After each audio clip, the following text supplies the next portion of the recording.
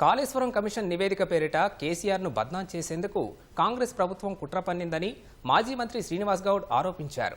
ఎన్ని కమిషన్లు వేసినా కాంగ్రెస్ టార్గెట్ కేసీఆర్ అని ఆక్షేపించారు. కమిషన్ పేరిట కేసీఆర్పై కేసు నమోదవుతుందని, లీకులు ఇస్తున్నారని తెలిపారు. 1,00,000 కోట్ల కుంభకోణం జరిగితే మేడిగడ్డ, అన్నారం, సుందిల్లా ఎక్కడివని ప్రశ్నించారు.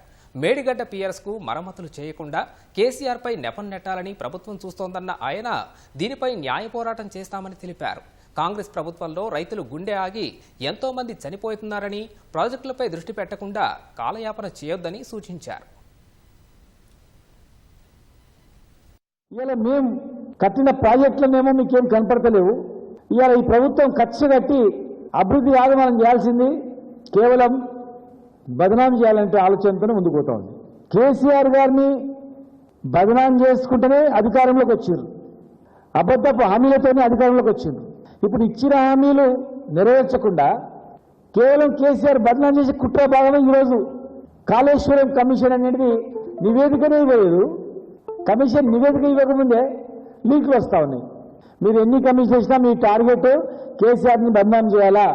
గతంలో మీరు ఏమన్నారు? 1,00,000 కోట్ల కుంభకోణం, 1,00,000 కోట్లు తిన్నారన్నారు. మరి 1,00,000 కోట్లు తింటే మేటిగడ్డ బ్యారేజ్ ఎవరు కట్టిండ్రు? కాళేశ్వరం కింద అనేక రిజర్వాయర్ ఎవరు కట్టిండ్రు? ఇన్ని పంటలకు నీళ్ళు ఎత్తొచ్చినాయి.